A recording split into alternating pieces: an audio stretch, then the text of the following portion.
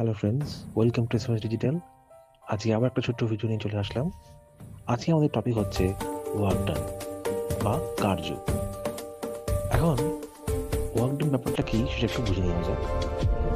Work done হচ্ছে তখনই তাকে বলে যখন কোনো বস্তুর উপর যখন আমরা ফোর্স অ্যাপ্লাই করি, তখন সেই ফোর্সের জন্য যদি বস্তুটার ডিসপ্লেসমেন্ট হয় along the direction of the force, তখন তাকে আমরা বলি ওয়ার্ক হয়েছে।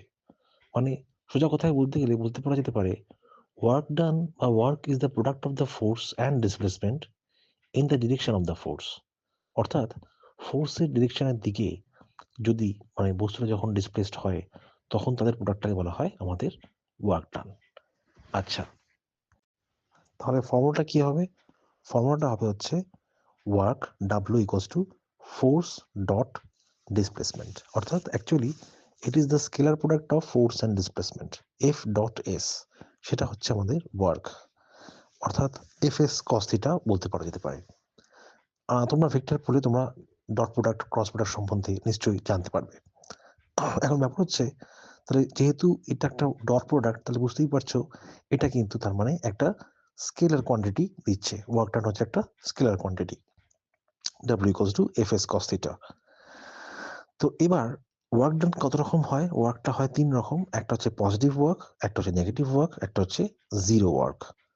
কারণ দেখো, আমরা জানতে পারলাম যে W equals two F S cos theta. তাহলে কস থিটা এই যে ব্যাপারটা, মানে থিটা যেখানে হচ্ছে angle between force and the displacement, এইটা হচ্ছে আমাদের থিটাটা। তো পজিটিভ ওয়ার্ক কখন হবে? যখন ফোর্স আর ডিসপ্লেসমেন্টটা সেম ডিরেকশনে হবে, তখন আমাদের ওয়ার্কটা পজিটিভ ওয়ার্ক। আর নেগেটিভ ওয়ার্ক কখন হবে? যখন ফোর্স আর ডিসপ্লেসমেন্টটা অপোজিট হবে, যেমন ফ্রিকশন। সেই সময় আমাদের অ্যাপ্লাইড ফোর্স যেদিকে থাকে, ফ্রিকশনটা তার অপোজিট দিকে কাজ করে, তো অটোমেটিকলি তাহলে আমাদের নেগেটিভ ওয়ার্ক সেখানে তৈরি হবে, কারণ থিটার মান তখন 180 ডিগ্রি হয়ে যাচ্ছে, যেটা হচ্ছে -1। আর জিরো ওয়ার্ক কখন হবে? যখন থিটা 90 ডিগ্রি হবে, অর্থাৎ ফোর্স আর ডিসপ্লেসমেন্ট যখন একে অপরের সাথে পারপেন্ডিকুলার, অর্থাৎ 90 ডিগ্রি করে থাকছে, তখন আমাদের জিরো ওয়ার্ক হচ্ছে। যেমন বলা যেতে পারে, কোনো একটা মানুষ যদি সুটকেস নিয়ে নর্মালি হাঁটতে থাকে, তখন তাহলে গ্র্যাভিটেশনাল ফোর্স কাজ করছে ডাউনওয়ার্ড এবং ওর ডিসপ্লেসমেন্টটা হচ্ছে কিন্তু সামনের দিকে, অর্থাৎ দুজনের মধ্যে একটা 90 ডিগ্রি কাজ করছে। তাহলে সেখানে হচ্ছে আমাদের জিরো ওয়ার্ক ডান সেখানে হচ্ছে। আচ্ছা, আরো একটা জিনিস হতে পারে যে যদি কখনো আমাদের ডিসপ্লেসমেন্টটাই জিরো হয়ে যায়, অর্থাৎ কেউ যদি দেওয়ালের মধ্যে কেউ পুশ করতে থাকে, তাহলে দেওয়াল তো সরবে না, তাহলে ডিসপ্লেসমেন্টটা জিরো, তাহলে আমাদের কিন্তু ওয়ার্কটা জিরো হয়ে যেতে পারে। ঠিক আছে, তাহলে লিফটিং আ বুক আপওয়ার্ড, এটা কিন্তু একটা পজিটিভ ওয়ার্ক। তারপর ধরো আ বয় pushes a wall but it doesn't move, তাহলে এটা একটা নো ওয়ার্ক ডানের ব্যাপার।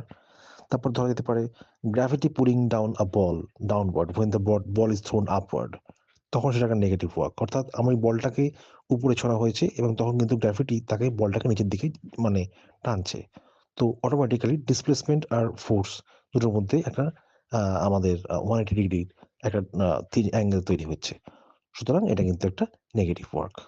ঠিক আছে, তো আজকে এই পর্যন্তই থাক। মোটামুটি তোমাদের একটা ওয়ার্ক ডানের কনসেপ্ট ক্লিয়ার হলো। পরে আমরা আবার একটা ভিডিও নিয়ে আমরা আসবো, সঙ্গে থেকেও। Thank you.